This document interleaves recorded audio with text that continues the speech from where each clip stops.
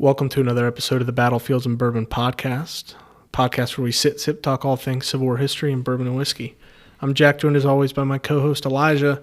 We are coming to you from the historic Bell House in beautiful downtown Winchester, Virginia, which is preserved and maintained by the Shenandoah Valley Battlefields Foundation, managing entity of the Shenandoah Valley Battlefields National Historic District, the official sponsor of the Battlefields and Bourbon podcast. If you like what you hear and you'd like to support the podcast, consider becoming a member of the Battlefields Foundation. Every dollar you give to support battlefield preservation here in the Shenandoah Valley, in turn, helps support the Battlefields and Bourbon podcast. We have an exciting episode today. Episode 28, which means nothing, but means everything. The 1 year mark. The 1 year. We have by this point passed the 1 year mark of the podcast being a thing, the Battlefields and Bourbon podcast. What was that, July 12th? 12th was the first episode, yep. Yeah, and the last episode came out July 10th, so we didn't feel right cheating the system by releasing it prematurely. Yeah, so we were like, let's throw another battle topic in there and then hold off on this one until the end of July on our regular posting cycle. And here we are, 1 year, Elijah. Crazy. Yeah. Crazy. We're old now. It does. We've aged a year. We've aged a year. You've done a full year of being married. You're getting there. Crazy? I'm now engaged. I wasn't before when I started the podcast. Look how things change. Yeah, crazy. But before we get into reflecting on the past year and diving into the many episodes we recorded, our glasses are empty. And as per usual on this podcast, if you're listening for the first time or if you're a long-time listener, let's fill up our glasses with something. And what do we have tonight? Well, of course, we have to do something extra special for this episode. So I pulled the Weller 12 year out of the cabinet for this one.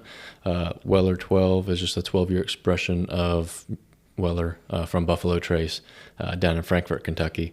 This is bottled at 90 proof, aged 12 years.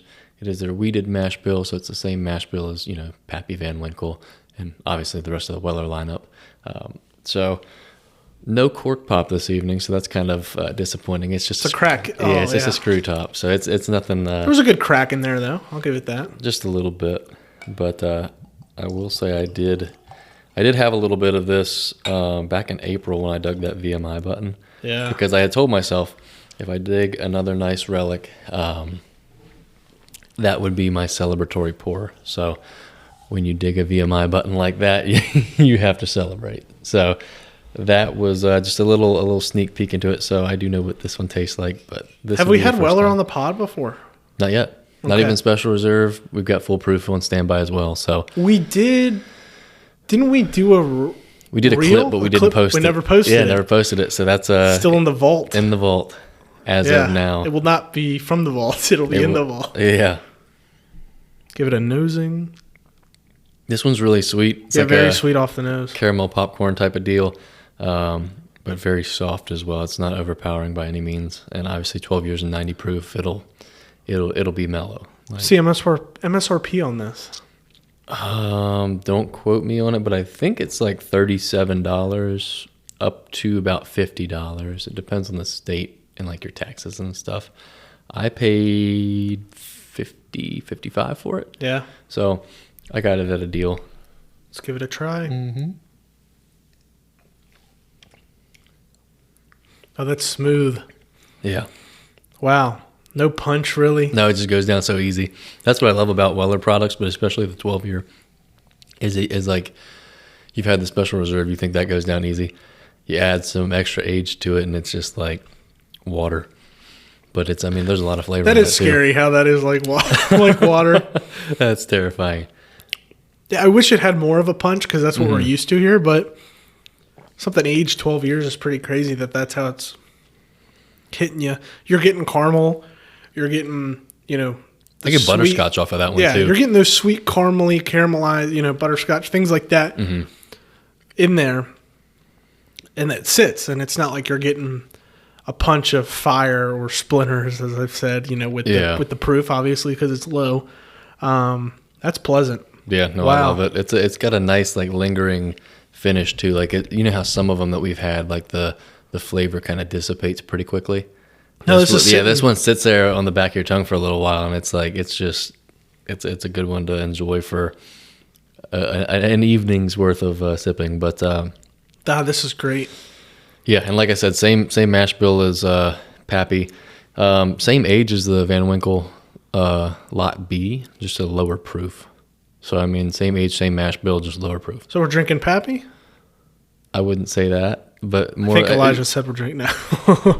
For legal reasons, that's a joke. No, it is literally the same thing except different proof.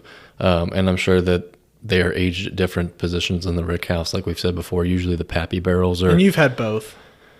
I've had Old Rip Van Winkle. Oh. That's the only one I've had. Well, that and the Lot B. So I have had Lot B to compare to Weller 12. They are similar, but Lot B is, you can tell it's just got that step above, and I think it's just due to the higher proof.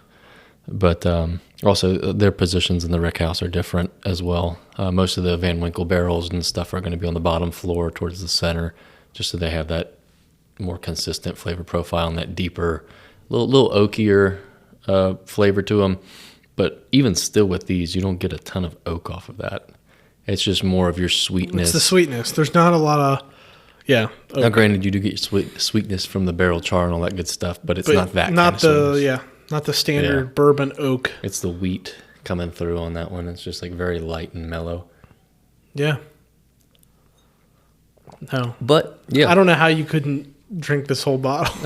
That's scary. that would be bad. But, yeah, no, it's very easy to sip on, and it's one of my favorites. And when we have Weller Full Proof on the show at some point, you'll kind of get that difference, the side-by-side comparison there. It's the Full Proof's 114, so considerably higher. I think it's not aged as long, maybe in the 8 to 10 year range. Don't quote me on that, because obviously we don't know anything unless they put the label or the age statement on the label. They at Buffalo Trace and Sazerac are very secretive with what they do there, but it's for the right reasons, because they make top-notch stuff. Yeah, well, we've got a great pour in our glass, and we're going to get this show started. Episode 28, like we said at the beginning, this is our 1 year mark. It wouldn't be right to start the episode without thanking some people and a lot of people. A lot. First of all, let's thank our old friend Hunter Stevens. Of course. Probably not listening, and that's okay. But he's Hunter, the one that got us started. Yeah, if you all remember back, I think episodes like 1 through Lordy, it was a lot. 1 through 6, I think. 6, maybe? Yeah. Pretty sure. We were borrowing equipment. Hunter was able to get us started and showed us the ropes, how to use everything, how to set it all up, Yeah. how to even broadcast your episode from a platform or anything like that. Yeah, just allowed us to get started. Mm-hmm. And that was huge because, trying to find groups and organizations and, other folks to buy in on it, you got to have some sort of product for them to get on board with. And so that was critical. Huge thank you to Hunter.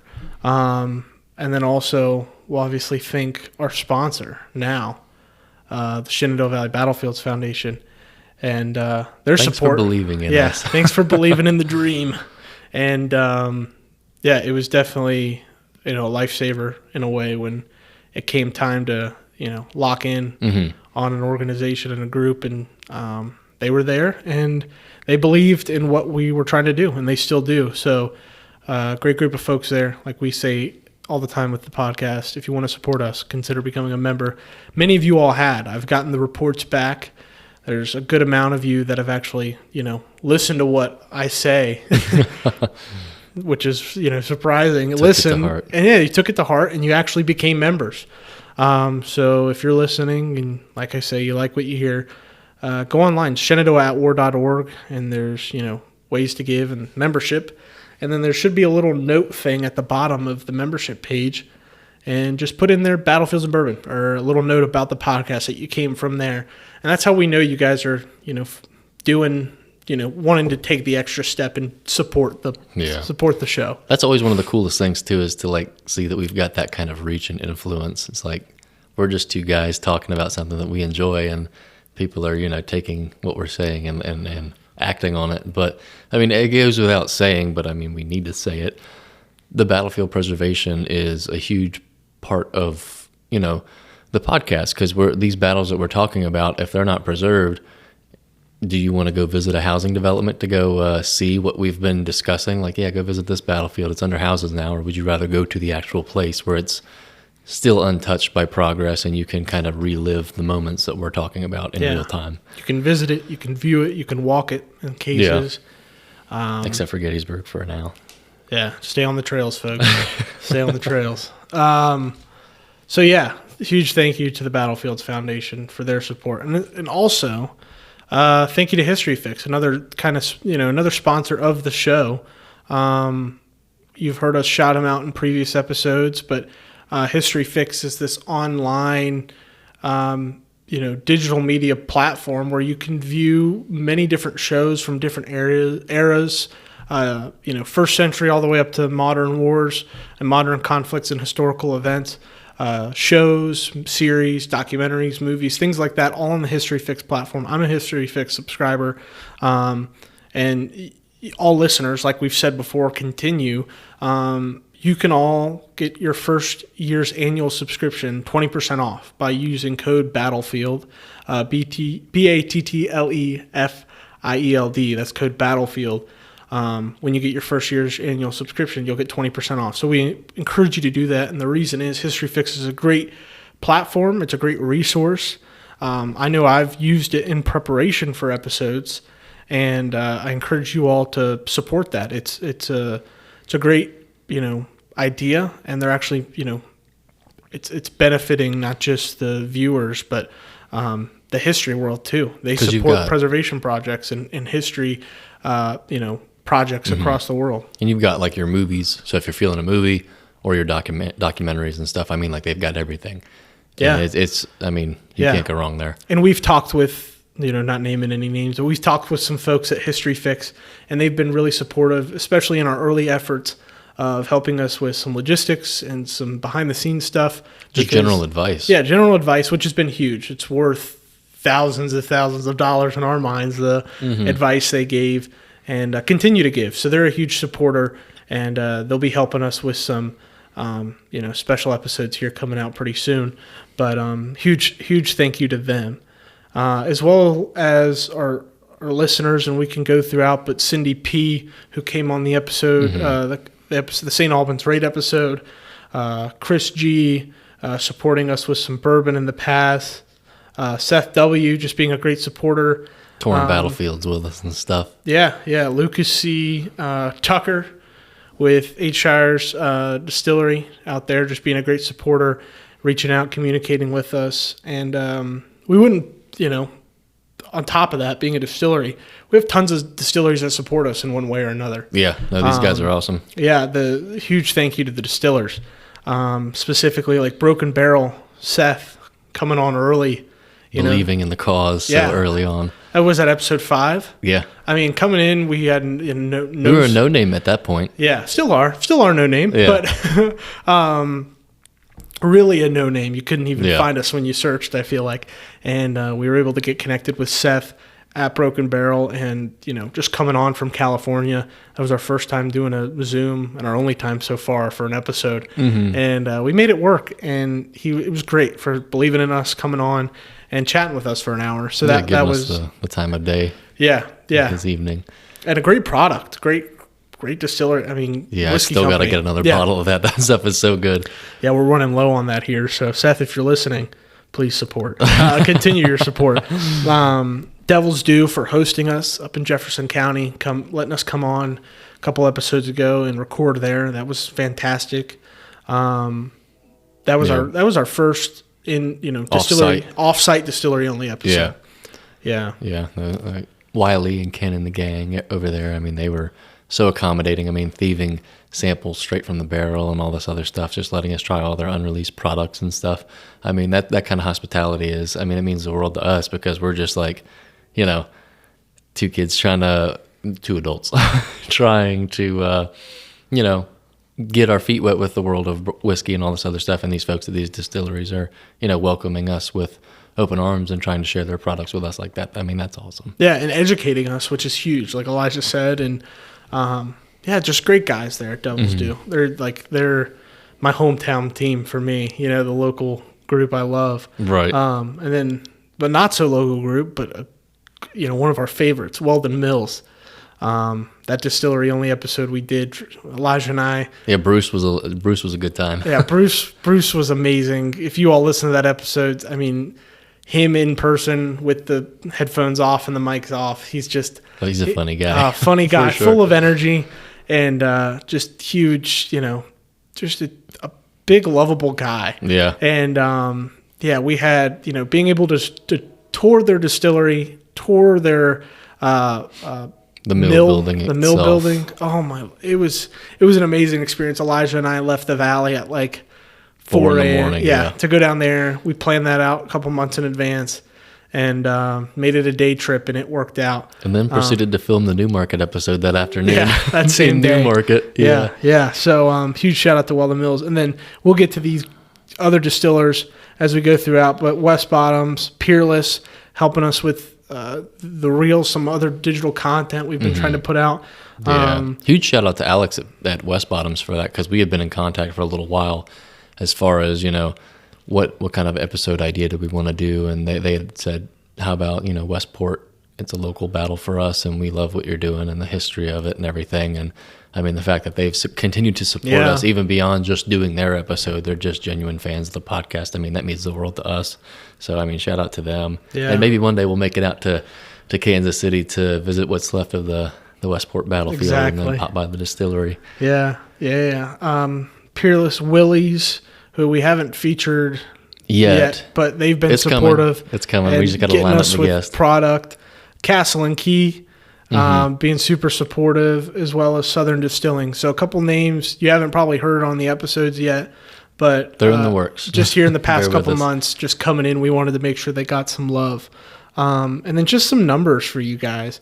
As of the recording of this episode, so at the end of July in 2024, we have 10,436 total listens across 3 platforms. Yeah, we hit 10,000 even just before the 1 year. Yeah. So in just under a year, we got 10,000 all-time plays. I think I was either at work or on vacation. I don't remember yet, but that hit, and I was like, oh my gosh, that was so cool. I was waiting for that. Yeah. At the same time, we hit 1,000 total listens, surpassed it on episode 1. So that just felt good to hit that after, right before a year. Yeah, 2 major milestones at once. Yeah, and right about now we're averaging about 1,000 listens every month, which is pretty cool. So that's 2 episodes, 1,000 views within the month. Not exactly on those episodes, folks coming in and listening or listening to old episodes, which we appreciate and love. That's what's interesting. Go back and listen. Yeah. I've done it, in preparation for talks and programs. I've gone back and listened to some episodes in preparation. No, it's funny seeing whenever we drop a new episode, how many listens an older episode will increase by. It's exactly. I didn't drop that one today. Yeah. And we're just shy of 1,000 across followers across the 3 platforms we do post on. And if you're listening on one platform, we also post on others. So we post on Apple, Spotify, and YouTube. And if you're not following, go ahead and follow. Let's get these numbers up, and you'll be notified every time we do post. Also give us 5 stars.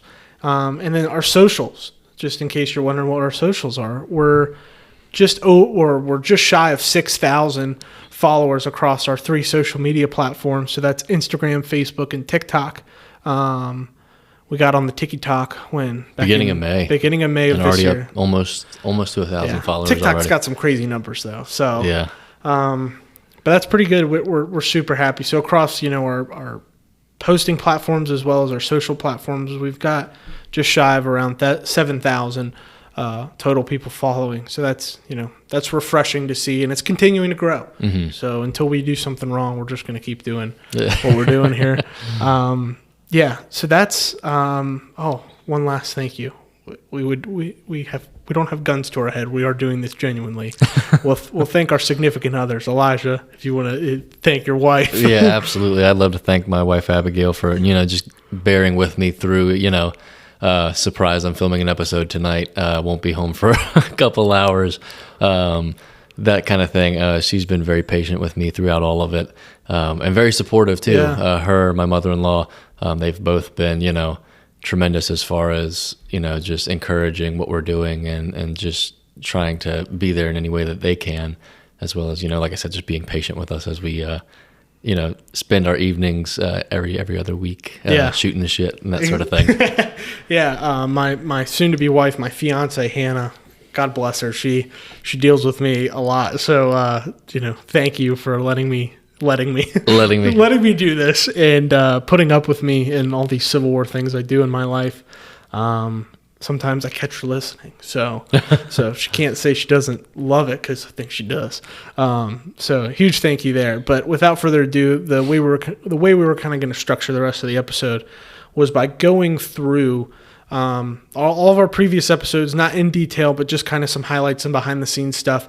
And this is for you all to listen to, but also for us to come back and listen to this, see what our numbers were like as we kind of reflect on a year. It's a walk down memory lane. Exactly, a walk down memory lane. So starting back, episode 1, released early July 2023, our first episode. We were super excited to get this one out. Second Battle of Winchester, and Elijah selected Eagle Rare 10-year as our bourbon. And that was our first episode. That was just Elijah and I shooting it in here.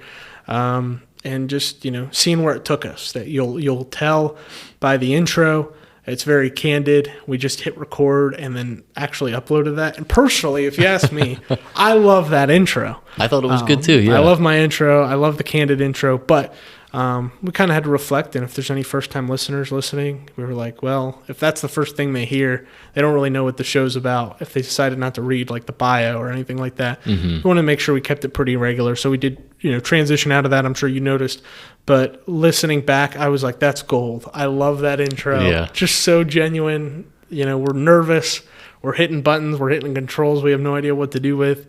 And we just, let it take us where it took us. And I don't know if there's anything you wanted to reflect on that. I did notice this the other day, and this was completely unintentional as far as picking Eagle Rare for that episode topic. I picked it just because it was a hard-to-find bourbon, and I thought that it would garner some views, being our first episode, just to try to dive in head first, maybe start out with a heavy hitter. However, with Second Battle of Winchester, Robert Milroy, nicknamed the Gray Eagle. Yeah. The Gray Eagle on the bottle itself. I that just clicked with me the other day. I was like, no way. That worked out all by itself. That did work out. And the cool thing is, too, I only had bourbon a couple times leading up to that. Mm-hmm. And I will say for episode 1, especially episode 2, that was the first time I had Eagle Rare and Blanton's. And it was probably a whole nother year before I had it again. And it is hard to get. It did. I remembered the taste. A lot of these I forget, and I can't tell you what it tastes like. Probably can't tell you what it tastes like, but I can remember it as soon as I have it. Yeah. And it'll always be cool that those two, the first time having them, I can remember that they were for these episodes. So that's a good transition into episode 2. Blanton Single Barrel and Brandy Station. Originally, we kind of wanted to keep the 63 because it was the 160th of 1863 battles, as well as keep the Gettysburg campaign going. As it went, we decided to go Brandy Station, and I don't know. I thought that was a fun one to research. It was. Yeah, I enjoyed that. Yeah, I remember researching. We recorded like the same week that the Fishers Hill battlefield exploded. Yeah, that was crazy. Yeah, so that happened here in the valley. The gas line exploded on the Fishers Hill battlefield. All has been repaired and everything's good as new, but that did happen that week, so that was a little mix-up in my routine. But that was a fun one to research, and I'm sure I'd love to do it again with like Bud Hall or some well-known Culpeper area battlefields historian. But for us diving into it, I thought that was a pretty good episode, and I enjoyed it. It was good, yeah. It was on pace, and my favorite part of that episode was a story about the that one cavalryman, I can't remember his name, where you said he had ducked his saber from behind or something, turned and pulled his pistol and shot I think it was a Union cavalry trooper, square in the head, dropped it off of his horse. I said that? Yeah, no, it was on the tick. I clipped it. It's on our TikTok. Okay, but that was like one of my favorite stories because that's something that you think would only happen in the movie, and it's happening in real life. Yeah, documented and everything. Yeah, I don't remember much from that episode. I remember the Blantons being the cool bottle, and us figuring out, and that's a good thing to kind of go back to, were these episode pictures. So let's dive into that a little bit. Oh, God. Yeah, all of those are printed maps. We go to Walmart and we print off our maps. Twice a month, Elijah and I go to Walmart. We kind of rotate who does the job, and we'll print off pictures of people or things as well as a background map. And we stage everything with some artifacts. Yeah. And we'll take the pic and put a filter over it, and that's what you see there. As we go, we'll mention some other ones and maybe some hiccups we had with those. But that was the vision. That was the vision I really had from the beginning with those. I wanted it to not be super animated. I wanted it to be different for each one, but it was also like its own that vintage cool look thing. to it. Exactly. It fits to the theme. I like the map being the background because it's a little detail, making it's not the main focus, but it's something that you can have as the backdrop, and then making it work. And I will say, I'll give credit to him. We've talked about, I don't know if we've talked about him on the pod, but JD, I forget JD's last name, but JD from History Underground. I totally got the idea for you to structure the episode line image from his episodes. He does like History Traveler. Oh. And it's like same title, episode number, topic. And it's like got the 2 lines, and that's where I got that from. Oh, I had no idea. Yeah. No, the idea I had for the way to set that up was totally different than how you did it. But hey, that one I think. So I got that from JD. JD, thank you very much. Hope to have you on the show one day. You're an inspiration. Moving on to episode 3, Old Volsteads. That was a fun one because that was the first bourbon I provided for the episode. When it's local to the battle too. Yeah, so that was when we were like, as soon as we picked that topic, and I think you were a heavy hitter on picking that topic. I love Middleburg. I wanted to make sure we got that bourbon. So I had to, schmooze the lady into like, let's go hike in Fauquier County, and then slide into ulterior motive. Exactly. So we go for a hike, and then we slide into Middleburg and is it Middleburg that has it? Yeah. So we slide into Middleburg, Mount Defiance. I was super nervous going in there buying it because I was like, do I tell them that we're using it on a podcast? Like, I didn't want a deal, but I kind of wanted to just let them know we're going to talk about their whiskey. I just went in there, bought it, and walked out. I still get like that. I'm still modest about talking about that in public to people. Yeah, so nobody cares. If you find it on your own. This was our first episode with the disease we can't shake, Aaron Civil War Travels. Right? He was on this episode? He's the gift that keeps on giving. Was he on this episode? Yeah, that was his first guest appearance. Yes. No, we love Aaron. Aaron was on. This was his first episode. We had him on.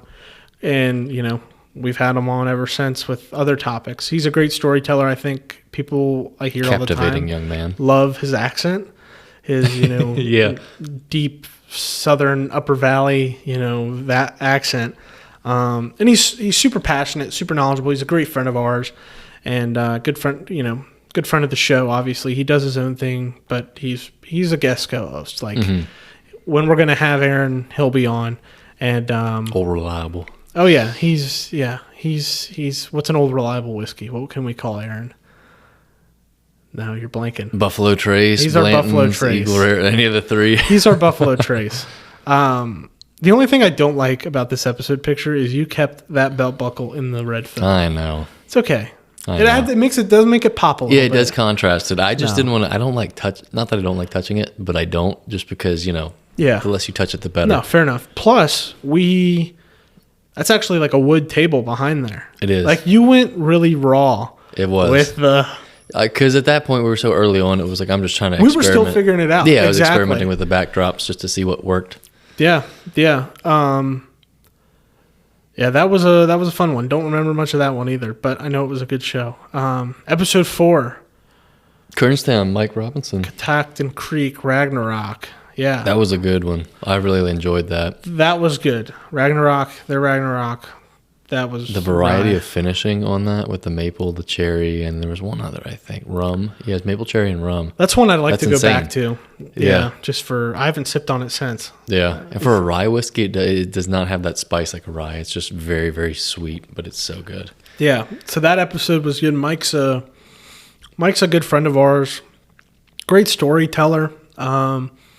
He helped get a lot of people in the community out of COVID by writing and starting the Winchester Tales Facebook page, which he still manages and posts a ton on. So if you're interested in knowing just crazy local Winchester history, because it's basically, American history, be sure to follow Winchester Tales. That was such a fun one. We got to have Mike back on at some point. Yeah. We've been talking about that one for a while. I know. We've been like, we got to get Mike on. And then we have other ideas for episodes, and they just happen, and then they get posted, and then we're like months away. So, that was our first longest one. It was 1 hour and 10. We've kept everything under 1 hour 5 up until that point. Yeah. Moving on to episode 5. That was our first distillery only episode. We were really nervous about it. That was short too. It was a short episode. Yeah, 50 minutes that episode was, and but I was super excited, and I was really nervous to do that one because it was like I didn't know how it was going to flow. Yeah. We were so dead set on a Civil War or a history topic and the bourbon, so we were like kind of like trying to find a way of, but not quite Civil War, California connection, and we kind of just let the interview in a way go the way it went. Mm-hmm. But it works. It works. I mean, because we're just as much a bourbon podcast as we are a history podcast, and sometimes you're going to have those distillery specific topics. And we dove into it. Yeah. I mean, we dove, like, once we knew we liked that format, we were like, we're not going to shy away from it. We're not going to do every episode distillery only because I don't think anybody would listen. Right. Maybe some. I mean, some would listen, but you're taking away from a broader audience. Yeah, I mean, that's the point of why we picked the topic of the podcast was it's two worlds of distinctly separate audiences, but also some that have common ground that can kind of come together. Yeah, and a lot of the audience of one is the audience of the other. Yeah, most folks that I know that like whiskey also enjoy history and vice versa. Yeah, exactly. And if you don't, then you're probably susceptible to liking one or the other. Yeah, it's a matter of time. But Seth was great coming on that. I mean, he just was able to let us just be naive and ask questions, and it was just fun. He was an open book as far as the brand, their products, and everything. I mean, he told us literally anything we wanted to know, and I thought that was really, really genuine of him to do something like that for. I mean, just us as an up and coming podcast. I mean, he really just. I mean, it helps his brand as well, but like it really helps us. Helps us a ton. Helps us more than helps them. Look, great whiskey too. I mean that was amazing. Cask strength. Yeah, we put a hurting on that one over a short period of time. I think Elijah was like, "I'm going to take this home," and then he brought it back, and it was like down to the bottom. To be fair, I shared that with a lot of friends. I was like, "Man, you have to try this." Yeah, it's just cool. It's great. Anytime you can get your hands on a bottle of Broken Barrel, do it. Yeah, you gotta do it. And yeah, that was a real fun episode. A little behind the scenes. Are you gonna say that? Oh yeah. Oh god. We did the call via Zoom or whatever, or Google Meets or something, and we didn't and still don't. I'm confident we do not know how to hook up. I don't think so. Audio from a computer. We're gonna learn. Someone will tell us at this point. Audio from a computer into like our device that captures the audio from our podcast. We thought there was a way to do it. We panicked and we just rigged a mic right up to the speaker of the computer. So all that audio on there, I don't think you can tell. Yeah. No, it didn't sound bad. The bad. audio on there is just from a microphone held up to a speaker. Now, if you want to know how not to do it, go ahead and listen to the Armchair Historians podcast, our episode, because you can barely hear us. Armchair Commanders, podcast. We did an interview for them about the Field of Lost Shoes topic, and we thought we had it all lined up, and then we listened to it the next day. We feel so bad because we just didn't have it hooked up right. You can hear us fine. You can hear them clear as day, but we sound like very muffled. We sound like we're sitting 10 feet away from the computer, which we were. So, so we apologize for that, but we'll learn one day how to hook up computers and do some more Zoom Once we make it big, we'll have our very own audio technician and everything that'll figure out all that for us. Maybe we'll hire Hunter. Yeah. Moving on, we had episode 6, which was Isaac's Bowman Port Barrel and the battles of Harrisonburg, Cross Keys, and Port Republic. And this also featured Aaron Seaver of Aaron Civil War Travels. I love the port barrel, the port finish on that bourbon. That's great. I mean, I love Bowman products. Yeah. Never had a bad one. Never had a bad one. I do wish, looking back on it, I do wish we broke this up because I felt like we like kind of rushed it. I felt like we rushed it. I felt like we can definitely go back at some point and break up these battles. Yeah. Yeah. And that's what I like about the ones like Aldby, Middleburg, Upperville, and this one. You can do a deep dive on each battle. We left it vague enough, but also specific enough to where there's room for, specific on each battle. Yeah. And then so that was a fun one. It was a topic I think we're pretty much all familiar with going into it. Mm-hmm. And it was a good whiskey. That was a fun time. And this that was a back-to-back one too. We recorded the Middleburg episode and then that one right after. Oh, that's true. We had this one banked for a hot minute. Had a good little buzz going there at that point, but we still got through it. Yeah. Which one did we record first? Middleburg. Yeah. So we did that, then Port Republic afterwards. So see if you notice a difference in our tone and speech slurs by episode 6. Moving on to episode 7, we had George Remus Bourbon and the 3rd Indiana Cavalry East Wing. This was an interesting episode because it was our first regimental-specific episode. Going into it, going into starting the podcast, I knew we wanted to cover regimental histories just because I felt like that would help us cover more topics just other than battles, also draw in specific audiences and allow us to target specific markets that were interested, specific audiences that were interested in regimentals only or Indiana, like specific state regiments, things like that. You have more of a connection to, your home state. Yeah. If you're hearing about them, it's like, oh, wow, that's pretty cool. Yeah. And we have our, resident Yankee, Jim Gurker, from Indiana, who is a good friend of the podcast and he'll probably despise me after saying that. Good friend of the podcast, good friend of ours, good friend of mine, known him for many years now. Elijah's just getting a kick out of that one. That's a good one. Sorry, Jim. Jim, we love you. And he good friend, known him for years, and he's a volunteer with the Battlefields Foundation. That's how I got to get to know him. And when I first met him, he told me he was working on a book about the 3rd Indiana Cav East Wing. And just last year, that got published and printed. And it's a great read. I've read it. And Jim's just super knowledgeable about many topics. But I was excited to have him come on and talk about this because it's a topic that can get, like we said about a lot of things. We can dive deeper into it in the future. Like this has led Jim to research more into spies and intelligence during the war because of the intelligence role the 3rd Indiana East Wing plays. Yeah. So this was I enjoyed this one. It was good sitting there talking with Jim. He's a great storyteller. He's got that good radio voice. And George Remus, one of my favorites early on. That has such a unique flavor profile. I love the Remus. That was like I thought about it like multiple episodes down. I was like, oh, this does like. In the future, I was like, oh, this doesn't taste like Remus. I was like, just kept going back to it. And that, going in, we were getting into the fall of 23, so the fall of last year. And I don't know, something about looking back on kind of like September to like December of last year just felt like it was like so heavy podcast, back in my memory.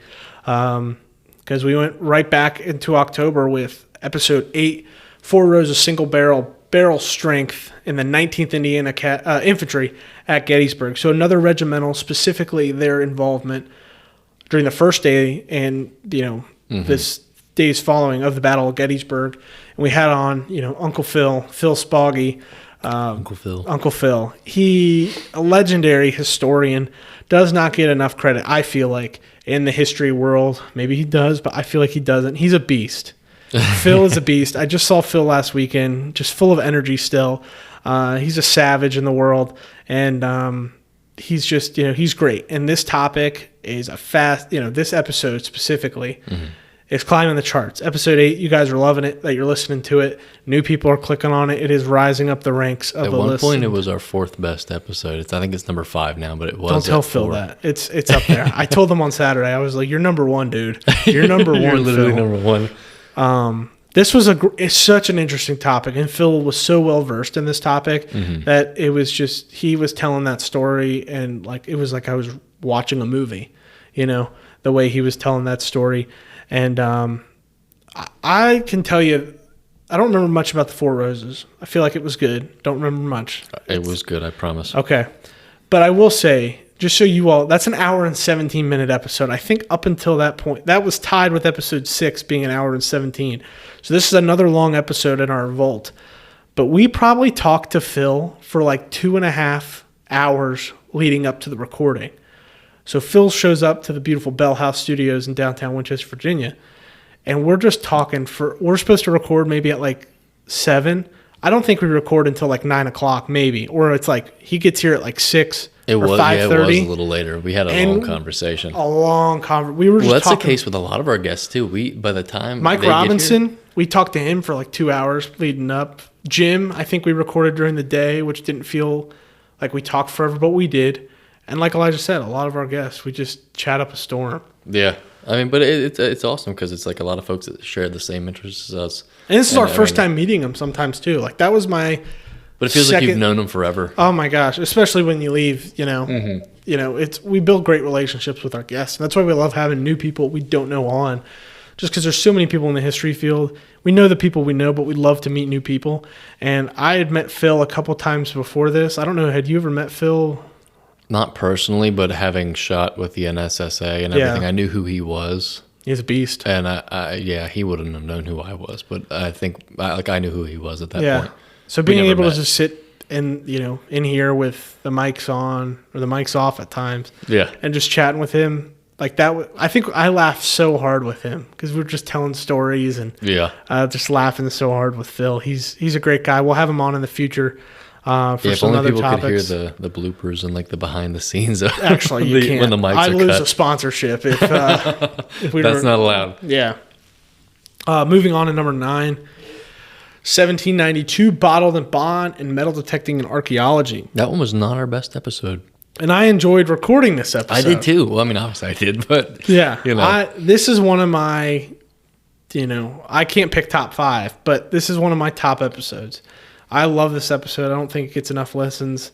Bear through it if you're listening to it. I mean, if you're like, oh, this isn't Battlefield, this isn't regimental. It's still such an interesting topic to get the perspective from today amateur preservationist historian like myself and Elijah, archaeologist, metal detectorist like him, just see our, sides from where we come from and just talk about it for an hour and 15 minutes. I think it's interesting. And that's the one where if you listen till the end and you sent code BULLET to the email, which we don't do that anymore. We don't do it. Heads up. I should have put an expiration date on that, but we sent out a lot of stickers. But that's the one where we were like, if you bared through it, we're going to send you a sticker. So use code BULLET. I don't know. Anything else you wanted to add about that one? I mean, I enjoyed that episode, and I think there's a lot to expand upon even beyond that episode, even knowing that wasn't our best performing. There's still so much to talk about with the world of archaeology and the role that plays as far as, preservation and its, relation to the battles that we talk about, because this is like the last bit of physical evidence besides the battlefield itself that we have of these battles that we're talking about. And to me personally, I mean, obviously I'm a little biased, but like to be able to hold the things that you're reading about is so much cooler when you can actually, hold these things, go out to the battlefield, look at where, okay, I'm holding something that was lost by this soldier at some point during the war before they got here, after they got here, whatever the case may be. But I mean, I think it's just so cool. Yeah, if you liked what Elijah just said, go ahead and listen to episode 9. Yeah, go listen to episode 9. Because we talk about that and more. Episode 10, Clyde Mays, Straight Bourbon, and Pickett's Mill. I think this Clyde Mays was something I bought, or I acquired. Yes. I rarely brought bourbons to the table. That was pretty an early early on. one. I think the George Remus I brought too. Yeah, you did. I did that. I did that, Elijah. You did do that. I did do that. Clyde Mays Straight Bourbon, pretty good. No complaints. I enjoyed that. I thought that was just like the Remus, a very unique. It was like younger. I felt like it was, It tasted like orange though. Yeah, it was citrusy. And I remember that from that. And Pickett's Mill. Shout out to them too, because they saw the episode. They saw it. They reposted it and everything to their page, and I mean they've got quite the following. They stay engaged. Yeah, too. And we'll have another Clyde Mays product hopefully down the road. It's coming. It's already recorded. It's just a matter of time. Yeah. That was the Battle of Pickett's Mill, and we had Aaron back on again for that episode. That was an interesting topic. I think that was our first. Was that our first Western theater battle? Yeah. It was, yeah. Yeah, Pickett's Mill was our first Western theater. It was a big step for us, stepping outside of the Commonwealth or outside the main Eastern theater and diving into that. So that was an interesting topic. And yeah, it was a good way. November had 3 episodes in it. So that was an interesting month for me as I was like planning who was going to come on. How am I going to post 3 episodes in a month? And it's like, no, same schedule. And that leads us to episode 11, the E.H. Taylor Small Batch in the 1st, 10th, and 29th Maine Infantry. And we were joined by historian Nick Pacerno, who came on, who is the collector and Lord Master, all things 1st, 10th, 29th Maine. That was an interesting episode picture for sure. Yeah, that one was cool. Nick brought really cool things for us. So much stuff. Yeah. Just looking at the image now, I see like shoulder boards and a housewife, an image, a folding mirror, just cool things like that. And the first, Nick just shared his knowledge. And, when it came to the collecting side of things, regrouping all the stuff related to this regiment, as well as just the history of the regiment, it made for a good, another good episode about a regiment. And then the E.H. Taylor, that was a cool one, just because I'd never seen a E.H. Taylor bottle before. One of my all-time favorites. Always an old reliable. Yeah, if you can get your hands on it. Yeah, exactly. I think with that one, that was cool just because like the stuff we were talking about, we had, the artifacts and stuff that he's got in his collection, like here with us as we're talking about this. So like the things that we're discussing that are sitting in the room with us were there. Yeah. At the things that we're talking cool about. Looking that back was on insane. It. Yeah. Yeah. Going back, not to backtrack a little bit, but we will. Episode 9, the episode image there, I thought it was going to be cooler. And maybe this was just me, but Elijah brought in like his pinpointer metal detecting device. Is that what it's called? The pinpointer? Yeah. Yeah, just pinpointer. Okay. Yeah. Not metal detecting device? Yeah, it's pinpointer. Pinpointer. Yeah. Little shovel there, little spade, some bullets and stuff. 1792. It's all laid on a backdrop of museum quality fake dirt, Fake dirt. I was able to, go into the SVBF collections and find the little square sample of the dirt floor we were going to put into the new museum exhibit. And I knew right away, I was like, this would be great for the background for an archaeology episode. And that's what we use. So it's not real dirt. But I don't even know if it looks like dirt when you're looking at it. So the attempt was made to make that look as genuine as possible. Going back, what episode are we on now? 12, Fredericksburg with Aaron again. Yeah, take it away. That one was, that 12 is one of our all-time best performers, honestly. It's in the top 10. I think it's up to like maybe number 8 now. I'd have to double check. But, 12 was a fun one. Another Bowman Brothers small batch, so another A. Smith Bowman product. Another really good one, of course. But it was fun. I mean, it was a good episode to talk about. Fredericksburg is always a good battle to just unpack, and it was done on the episode or anniversary of the battle. So it just kind of all tied in to where, because we released it on the episode. Anniversary of the battle. Yeah. Sorry, I'm just yeah. So overwhelmed by all these episodes. by all these facts and information. But so it just kind of that was a very powerful episode for us, just with that.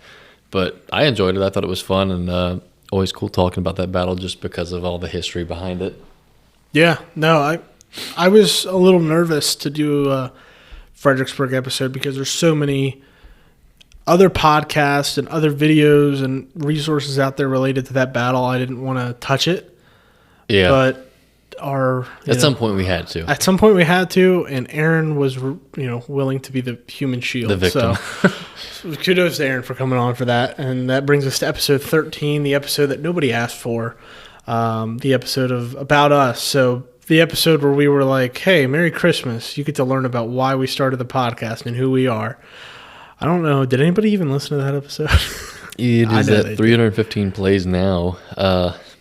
It hasn't been doing great. It's okay. It may be doing better now. No, we knew it wasn't going to do good, but it's we not a wanted to battle at least topic. put it out there just get that episode done with because we knew we were going to do it at some point. Yeah. And might as well do it for Christmas. And it gave us an excuse to do 2 bourbons, At once. 2 whiskeys that we, liked. I wanted to do the Cherry Bounce, which I'm in love with, and from Devil's Due Distillery. And then you wanted to do the Evan Williams 12.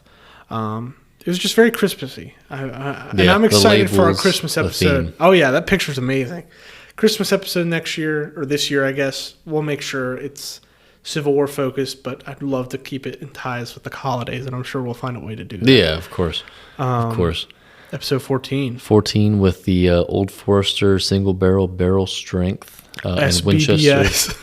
Winchester at War. Honestly, I was surprised that this one's in our top 10. I think it's like number 9 right now. I was surprised that it is doing as well as it is because it's so specific. I mean, like for us here in Winchester, yeah, it's a cool topic, but the fact that people outside of Winchester are so interested in it and listen to it to such an extent that it's in our top 10 is just really cool to me because I feel like, I mean, us being Winchester natives, it's like, it's our hometown, it's whatever, it is what it is. But other people find an interest in it as much as, if not more than we do. Yeah, this was I don't remember much about this one, but I was excited to do it. I think we had a bunch of mix-ups with episodes coming into January. So it was, it was an old faithful topic. We were pretty knowledgeable with it. We knew we were going to do it at some point. Episode 15. Traveler whiskey in the Romney expedition. I almost said the Roman Empire. That would be bad. How often do you think about the Roman Empire? An intrusive thought. I know. Sorry. This topic also had Aaron. Yeah, it did. Aaron was on this one. The picture quality of that episode cover is not the best. I apologize. That was my fault. It's okay. It's okay, Elijah. It's okay. We did Traveler whiskey here, and right off the bat, this episode spiked massively when it was dropped. Just because it was a new release for the whiskey itself. We've now surpassed, single day listens. But for us being, half the year in to the show, this one spiked tremendously. And yeah, it was definitely the whiskey we were using. It was not the Romney expedition being the topic. Yeah. But Aaron and I talked long and hard, and Elijah too, about wanting to do just an episode about the Romney expedition because and you'll hear it in the episode in our tone and in the words we use, does not get enough love, and it does not we feel like it's not examined and applied correctly to the war as a whole. How does it play into, why did it happen, and how did it play into events that followed it? Its own separate event. Yeah, so it's good to dive into it and break it apart. So I was excited to do that one. I think I was a little more enthusiastic about that whiskey just because it was new to me. And you got your hands on it. And I got my hands on it so soon after it was released. But even still now, I'm just not a big fan of it. That might be one of the only whiskeys we've had on the show that it's just not my favorite. Yeah. Not that it's bad, it's just not great. She's got some heat behind her. And was largely Canadian whiskey. I found that out too. That blend is a lot of Canadian in there. Well, we've deviated from the bourbon of Battlefields and Bourbon with that one, but no, didn't we do it before? Well, we've had rye whiskey on here before, but rye whiskey and bourbon go hand in hand. They're like half siblings, I would say, if you want to call it that. Yeah. But yeah, we went into episode 16 with Blue Note, the uncut, unfiltered. One of my friends, Jerry, actually picked that up for me down in Georgia at a store down there. So that was a store pick of that Blue Note, and I had been wanting to try that for quite a while. I had opened it, so that one was already open once we got into the episode. Aaron loved it so much that I gave it to him. I gave it to him to take home. So he was a big fan of that. Blue Note, I think they enjoyed the episode. They followed us and everything. They've since unfollowed us. Oh, Blue Note. Yeah, maybe they'll come back. Blue Note. But that was with Fort Henry and Fort Donelson. Obviously, you can't have Fort Donelson without Fort Henry. And you can't have that episode or any episode without Aaron Sievers. So, wow. Yeah. So he was there for that back one. At it again, Aaron. Well, but maybe he won't be on the next one. But he did a hell of a job with it. No, he did always. Great. This was a fun one to research. For me, this was so fun to research Fort Henry and Donelson. Yeah. and that, and Aaron did a great job with this one. This, as I look back at battles often, like when I'm reading or researching and I see like a name of a battle that we've done an episode about, it takes me back to that moment. Yeah. So that was good memories. So yeah, moving on to 17, maybe Aaron won't be on this one. Wait a minute. Oh, wait. Wait a minute. Yeah, he was. We did Bullet or Bullet, Bourbon, and P Ridge. Now this bourbon I had bought when my lovely fiance was at school now it's years ago at Oklahoma. Yeah, I keep saying it. In Oklahoma. I bought it out there back when I was getting into bourbon and was in love with mint juleps, and I just wanted, and I liked the bottle. That's why I bought it. I like the bottle. I'm a sucker for a bottle, as you've heard on other episodes. I like to judge things on the bottle. And we had it, and we knew we had to do it at some point because so many of you all reached out and asked for it. So we're like, let's just bite the bullet. Get it? No pun intended. And do the episode. And that's what we did. We did that with P Ridge, and Aaron was back on for that one. That was a good episode, too. Enjoyed researching that one. That one was fun. I love that episode. Yeah. That was a good episode. That one does pretty well overall. And Bullet was not bad. No, I enjoyed it. For that being an already open bottle, too. Yeah. Not freshly cracked. So that cork was loose on there. It was. It slid right out. It literally just... there was no noise to it. No pop whatsoever. That was a good episode. Yeah. Yeah. And then going into episode 19, that was one that I know I had mentioned, I think, since we started the podcast as a topic to come to at some point with the How Men Die in Battle, which was a chapter out of Frank Wilkerson, not Wilkerson. I found that out. Did we say it wrong the whole time? I think we did. Oh, but take it down. Yeah, we're going to just delete that episode. Yeah. From his memoirs, and I think he was in the Union, I think 4th Heavy Artillery or something like that. I have to double check. I apologize. I don't remember offhand. But that was paired with Penelope 4-grain bourbon. Got that as a gift. Yeah, the Penelope was fantastic. I mean, that was for an 80 proof whiskey as an entry level for their lineup. That was awesome. And that episode was pretty interesting too. Yeah, shout out Chris G for giving us the bourbon for that. Thank you, Chris. Shout out Chris. Thank you, Chris. This was the first episode where we got a little crazy with the episode cover. That was Photoshop. Photoshop. You can probably tell by the bottle color and glare compared to everything else. Yeah. This was, now if I'm picking top fives, this was one of my top fives. This is one of my favorite episodes just because of, not the emotional toll, that sounds a little silly, but the amount of emotion that lives in the episode. Yeah. By the accounts we're reading. You're right there on the battlefield with this one. Yeah, I mean, you're there as you're reading or listening to these accounts. And when you first wanted to do this, I kept pushing it off because I was just like, I don't know how you're going to do it. How do we do it? Mm-hmm. And then I saw how long the reading was, and I was like, well, if we break it up and we break it down, break it up and break it down, and also include some other accounts, I said we might be able to, make this great. And this is probably my favorite, if not one of my favorites. I enjoyed it too. I thought it was a fun one. And I thought it was very well. It gives you more of a personal connection to the things that you read about, because like I said, I think I even said this in the episode so many times, we today get disconnected or dissociated from Civil War history because it's something that you just read about, and it you don't have that personal connection that you do here. Yeah. And that leads us into episode 19, Jim Beam Black Label and CS Leadership in the Valley. That one did better than I thought it did, or expected it to. Yeah, actually, because it was so specific almost. Yeah. It wasn't a specific battle, but it was a specific idea of breaking down, Confederate leadership in the Shenandoah Valley. But it did really good. Aaron, back on. We actually labeled it for the first time honorary guest co-host in the write-up for the episode. This was a good episode. I enjoyed this one. Aaron was good in it, and like he is in all of our episodes. And we did Photoshop this episode image again. So yeah, that one doesn't look like it as much. However, I will say to this point, we strategically, although unknowingly, chose Jim Beam Black Label for this episode before they released the new iteration of Jim Beam Black Label. So now we have the old label or old Jim Beam Black on this one, the new one being that 7-year 90 proof expression. We can feature that on an episode, and now we've got 2 episodes with Jim Beam Black, 2 totally different whiskeys. Wow. So, good. Yeah, to shout know. out to Jim Beam for giving us another one in the arsenal. So they're not doing just the Black Label anymore? They did. They just reimagined it, so they've age stated it now. But they're not doing non-age stated stuff?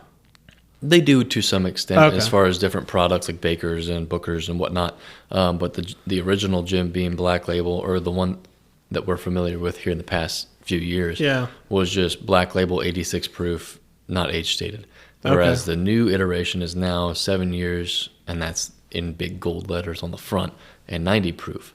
So it'll probably be significantly better, but that'll be cool for us to have that on an episode in the future and give that side by side.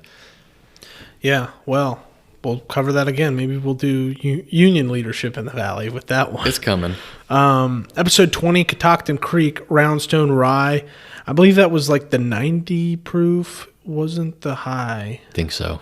I don't remember. In Camp Russell, Roundstone Rye, the Catoctin Creek knows what they're doing with their ryes. I love it. Always good. Love their stuff. It's great. Just across the mountain in Percival. Camp Russell, a very specific topic. Not one of our best listened to episodes, but one that I thought would be an interesting topic. It is a good episode. This is a good episode. And if you're looking at it from a perspective of like covering massive topics, this is not your episode. But covering a topic that's never been covered and getting it from an expert that's actually been on the ground from an archaeological perspective and has viewed a camp, a massive camp, from this perspective. This camp was huge. And a pivotal moment in the war between 64 and 65 here in the Valley. This is such a cool topic. Yeah. So I listen to this one if you have not already. And, it's a really good episode. And Kehoe is a wealth of knowledge. And we were lucky to get him on for this because I don't think Mike, God bless you, he probably didn't even know what a podcast was coming into it. I was going to say, I can't speak highly enough of him just as a person and a historian. And I was just glad to have him on. It was just cool to sit there and listen to him, recount his knowledge of all this stuff. Because, I mean, he's the guy's a walking encyclopedia. I mean, he just knows so much about so much. Yeah. But this specific topic, he knew everything about it and could just, rattle it off. And I mean, I thought that was just so awesome to witness. Yeah, for us, oftentimes, it's not as much about the topic and the guest and what they know about the topic as much as it is about the guests themselves and what information we can cultivate and learn and record and save in these, recordings as we can. These historians are gems in and of themselves, and we want to tap into their knowledge as well as just their appreciation, as well as just who they are and how they got into it and why they care about it. That's the weirdo in me wanting to know all that information just because I think it's cool. Everybody's just like everybody, and they've all got reasons to why they like stuff and why they study stuff and why they're passionate about it. And if we can learn a little bit from each person, I think it just, helps us want to learn more and experience it more. There's so much good information to unpack there. And more information, not necessarily history related. Episode 21, Devil's Due Distillery and Devil's Due Whiskey. That was our first off-site podcast. And we learned a lot about, the whiskey making process and how they do their bourbons there at Devil's Due and everything. That was just a fun episode to be able to go and be there amongst the barrels that are aging and just, soak it all in from the location itself. And sit there with Wiley and just pick his brain. He knows what he's doing. He's Wiley and he's a fun Ken, time. and those dudes are beasts. And we had been to Devil's Due before, just for tastings. You've been by yourself. We've been together. I've been to pick up stuff. We loved what they had going on. I loved how they were unique. My biggest takeaway was when Wiley, at the very beginning of the episode, was just, upfront about the fact that he's not trying to be the best. He's just trying to be different. Yeah. And that shows. That's all you can be. Yeah. And them being different is them being the best, in my opinion, for what they do. Just the quality of stuff they make, everything from the packaging to the, grains used in their whiskey. And then just the passion they have. It shows so much in their product. And it was truly an honor to have our first out of the studio recording to be there. It's like I said, our home field team, and that was, just great to sit there and shoot the crap with them and, spare, use up some of their evening that, Right. They're probably just super busy guys. And, they were gracious enough to host us and hang out with us for a little bit. Accommodate us like that. Yeah. And, give us a booze. So that was That great. Chardonnay finished bourbon, I still think I've dreamed about it. Yeah. I think my dream last night was about the Chardonnay finish. Is that out yet? I was just thinking about that the other day. I don't know that I've seen it Yo, announced. Wiley, what's going on? Yeah. What do you need me to do? And then we go right back to a battle, right back to our old faithful Mr. Aaron Civil War travels, and heading out west for Battle of Westport. And this was another episode where we were kind enough to get the assistance from a distillery with their product.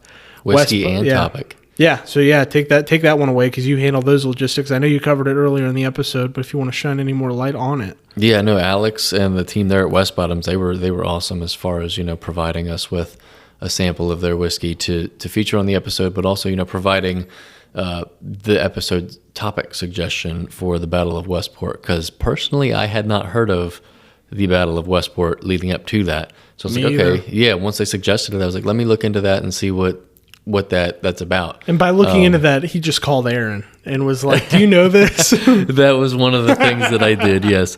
And then, reading more into it, I was like, well, this is a pretty interesting, battle. What leads up to it, what results from it, and all that stuff. So I did my fair share. And I know we had hung on to that bottle for a little while before actually doing the topic, just because we wanted to make sure that we did it justice as far as 100%. covering the topic in its entirety and making sure we were accurate in the things that we were saying and that sort of thing, as well as, just making sure it was the best production we could do as a thank you to West Bottoms for, being so kind to, send us their stuff, suggest a topic. I mean, we didn't want to fall short with what we did for them. Yeah, if you're distillery listening, or whiskey company, and you provide us with your product, we are going to put some thought and time into finding a way to best leverage your product, as well as a topic to then help leverage your product to the audience that we have. Yeah. We're going to try and tie it in some way, because more cases than not, you're not going to be as well known or as big as the Sazerac brands, but we can do as much as we can to try and promote your product. And if it's a good product, we'll promote it even more, and we'll, take it above and beyond. So we appreciate any distillery or whiskey company just believing in that and taking what we say to heart and providing us with their product. Yeah, and I mean, I love being able to support these smaller brands, because I just love the idea behind it, but also just that a lot of these brands that some people may have never heard of are really good distilleries and really good products, and more people need to know about them. So if we can play any role in making them more known to more people across the country, I'm happy to do that. A couple of those being, as we said, Willie's Distillery out in Montana. We do have a topic in mind. We're just trying to get that lined up. So bear with us. Southern Distilling Company down in Statesville, North Carolina. We're working on it. Yeah. We're figuring it out. Although that's still pretty fresh, yeah. Yeah, Just we're a couple making North Carolina topics. Yeah, we're making sure all the pieces are in play to best promote and cover your product. And kind of going back to another interesting and not as well known, but hopefully well known battle, the Battle of Newmarket, in episode 23 with Breckenridge High Proof. That was our first Breckenridge product. They've got many out there. They've got quite a few, yeah. Yeah, and this was an exciting topic. We were recording it it got released the anniversary. Right, on the anniversary. May 15th, 1864, May 15th, 2024. Perfect. It timed up perfect with our That was one of my release all-time schedule. favorite episodes. Having Kevin on was fun. He's very well spoken. He has that, like you said, that radio voice. Knows the topic like the back of his hand. And the episode cover picture for that one, I not to toot my own horn, but I love the way that one turned out. Yeah. But it looks sweet. Yeah, that was having Kevin on was great. It was like pulling teeth to get him to come on, just because he didn't. It's not that he didn't want to. He was like, "Are you sure you want me?" Like he's like, obviously, yes, he knew the topic very well. But I hope to have him on for future topics. He's super knowledgeable. He's a great friend, great mentor, and it meant a lot for him to come on for that episode. And I wanted to make sure it was that topic and that timing. So that one worked out just perfect. Going on to episode 24, Weldon Mills Bourbon and Weldon Mills Distillery. We had, as we had mentioned earlier in the episode, we had made the day trip down there early in the morning. Got down to Weldon about like 9 o'clock, 8, well, maybe even 8 o'clock. Got the tour in, got the full experience, got the trolley ride, got all Nick, of that. Nick and, what was that gal's name? It escapes me at the moment, and I feel so bad. She's a beast. But she was also fantastic. She's as far like as part-time, emergency EMT service, and everything, EMT, and came in there early in the morning. Nick gave us the tour. Shout out Nick from Weldon Mills, and that gal making us drinks. They did a fine job, and I mean they made some great drinks and they put some effort into it, but they made sure that we were well taken care of there. 100%. And I thought that just meant the world to us, because it's like, I mean, we're just. I don't think we wanted to leave. Like it was an amazing experience, and like Elijah said, they treated us so well. They got us great booze, great drinks. The distillery was amazing. The mill building was amazing. The trolley was just the short little drive, but it's all about the experience. And Bruce knows exactly what he's doing down there. He is a super, super smart man. And and a veteran, so we can't thank him enough for that. Yeah. Well, so isn't Wiley too? Wiley's a veteran. Yeah. These guys are just beasts out of here from Devil's Due. But Bruce is a legend. And anytime we're back down the 95 corridor, swinging in North Carolina, we'll definitely swing in there. And we encourage you all to as well. It's just a great experience, great atmosphere, and great whiskey. And moving on to episode 25. Mike number, 4? 3 or 4. So many mics in our episodes. We were talking about that before recording. I said the name Mike. I was like, Mike was great when he was on. And Which one? You named like 4 different mics before getting to the one I was talking about. University Grays and Michter's Sour Mash. So that was another whiskey, and it was pretty good. No complaints there. I mean, it was a good whiskey. Yeah. A little dark tie-in there if you had to make one, but you were really strong on getting that tie-in. I was like before the episode, I wouldn't do it. I was like, Elijah, you don't have to tie this in. And he was like, they were slaughtered at Gettysburg, and this bourbon started in Pennsylvania. And I was like, all right, Hoss, we'll do that. Coming out the gate swinging with that. I know one. you did. He came out of the gate swinging. But Mike Gianfrido, absolute legend of a guy. I would call him a kid, but he's a year older than me, so I can't do that. But Mike, what a beast of a man he is. He is a legend. For all you folks listening, Michael Gianfrido, he is going to be, a legend in the history field. He's working his way up. In my eyes, he's already a legend with what he's done, with what I know he can do. And I just know, years from now, looking back, I'll be like, yeah, I had Mike Gianfrido on my podcast. What'd you do? He just knows so much stuff. God, and he's so passionate. And he's so well spoken. Yeah. And super knowledgeable. I mean, and that was just one topic. We're going to have him on in the future for more. Probably come late fall or into the winter. We'll definitely have him back on again. One of these days. For some episode topics. And God, I was just super excited to have him on. And I can't wait to see what he does with whatever he does in the history field. And I'm just super thankful we got him on when we did before, I can barely get a hold of him. Before you have to pay him to come on. Yeah, pay him to come on. What a legend. Episode 26. Take it away. Smuggler's Notch. We had 2 different whiskeys there. There was the maple infused bourbon and that rye whiskey. That rye whiskey, I still keep thinking about that with that bubble gum flavor. Me and Aaron picked that up, but I know you maybe not so much. I didn't get it, but I appreciate you getting it. No, that was so good. Unfortunately, they didn't show us a lot of love with that episode. They didn't show us any love with that episode. But you know can't who did show us love? Cindy P. Exactly. Cindy P came on. She was the one that hooked us up with that whiskey and that bourbon. Went all the way to Vermont to get it too. Well, I think she was up there for other reasons, but she did think about us. She is an absolute legend. For her coming on and just sitting in and listening, our first guest in the studio, recording. It's like a sit-in. Almost like a live show, but not just for her own personal live show.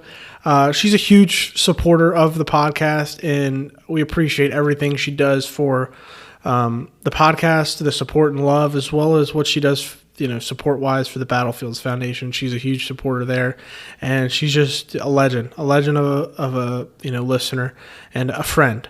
And Cindy's amazing, and we appreciate her, providing us with that topic idea with the St. Albans raid, as well as providing us with the whiskey and bourbon. So that was a fun episode. You know, I enjoyed researching and doing that one with recurring guest Aaron Seaver.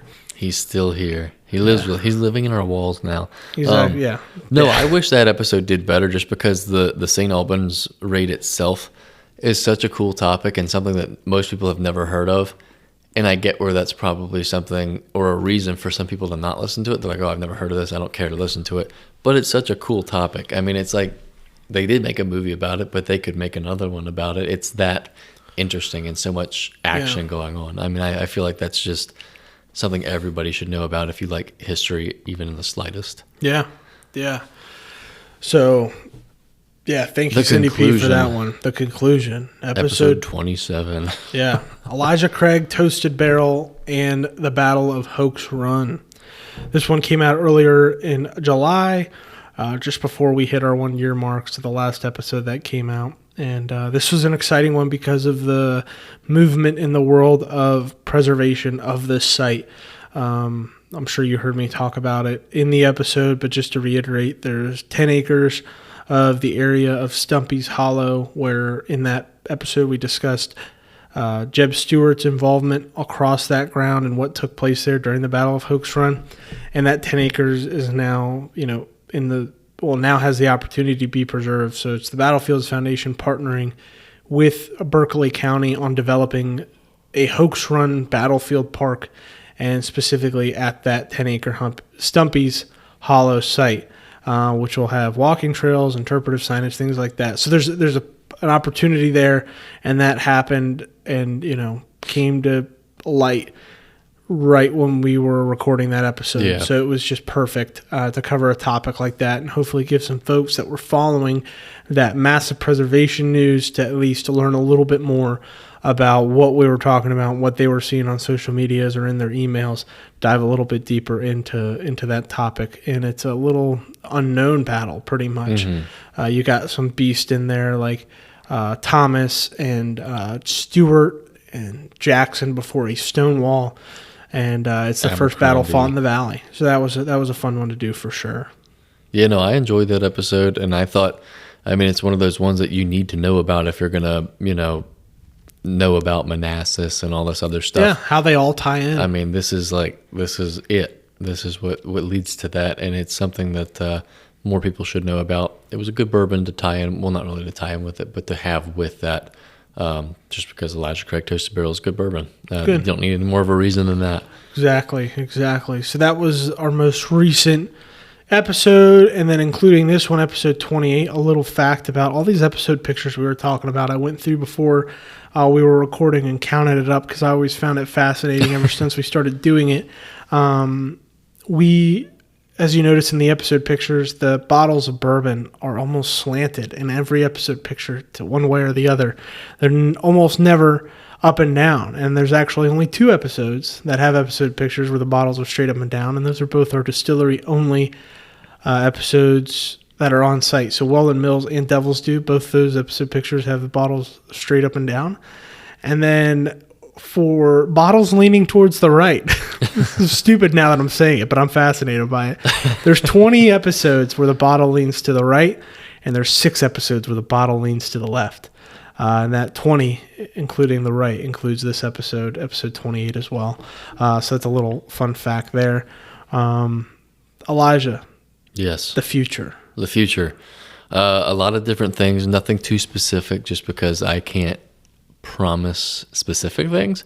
But I know a lot of people have asked in the past and even recently about, Glencairn glasses, T-shirts, hats, that sort of thing, just merch in general. That is something that's in the works. That is something that we are aware of. We're trying to make that a reality. It's just a matter of figuring out the logistics, the financing, and all that stuff. So just bear with us. It will come in the future. And if you're still a fan of us by then, you'll have your opportunity to get that. We want it as much as you all do. So the more you bug us about it, the better your chances are. The better chances, because we can tell the people we're working with, all right, there's people that want it and that will buy it. But it'll definitely happen. Just bear with us, and you'll see it before you know it. Right. And I think anybody that follows us on Instagram, I think even Facebook, I had put on the story a little while back about, a feeler for a bourbon festival on a battlefield here in the valley. That is, a pipe dream to an extent at this point. But if enough people and enough distilleries show interest in it, that's something we might be able to organize, barring, permits and all this other stuff. So if you're a distiller and you're listening to this episode, or if you're just somebody who would like to attend and you're listening to this episode, let us know, and we'll do our best to kind of take into consideration what we can and try to make that a reality. But other future exciting things, I think people have probably seen where we've posted on our socials the here's a hint here lately, and that's hinting towards an upcoming episode yet to be released. But it will be our first filmed episode, and I will leave that as it is. Yeah, that'll be exciting. We're excited at this point. We are excited. You all probably know more than us. So we're excited to see how that comes to fruition, and, if you couldn't tell what it is by now, then you'll have to wait. Yeah, you'll see it, and we'll see it, and we'll be excited. So that'll be here before you know it, though. So, but yeah. Just exciting episodes in the work. We got a couple 160th stuff, some distillery only stuff planned for this fall, as well as just getting back to the basics with some, not so well known topics, as well as some well known topics. We hope to cover some stuff and keep it pretty active. Mm-hmm. So continue with suggestions of episode ideas and topics, as well as bourbon and whiskey. Suggestions as well. We're always open to stuff. We're never going to say no to anything unless we can't get our hands on it or we can't research it. So that goes for both the history topics and the whiskey. Mm-hmm. So yeah, just keep liking, keep listening. Thank you all so much for being with us for a year. This was just an idea, and now it's like a thing. So a thing. Yeah, it is. It's real. We have logos and such. So but this has been a blast. Before you know it, we'll be at 50 episodes, and that'll be crazy to think about. So just thank you all so much for listening, being supportive, and sharing with your friends and family, and liking, giving us 5 every little thing you do just is incredible, because you don't have to listen, you don't have to like, you don't have to share, you don't have to follow, but you do, and that means the world. So as long as you all keep listening out there, we'll keep making podcasts for you guys. So thank you so much. Thank you guys. Yeah.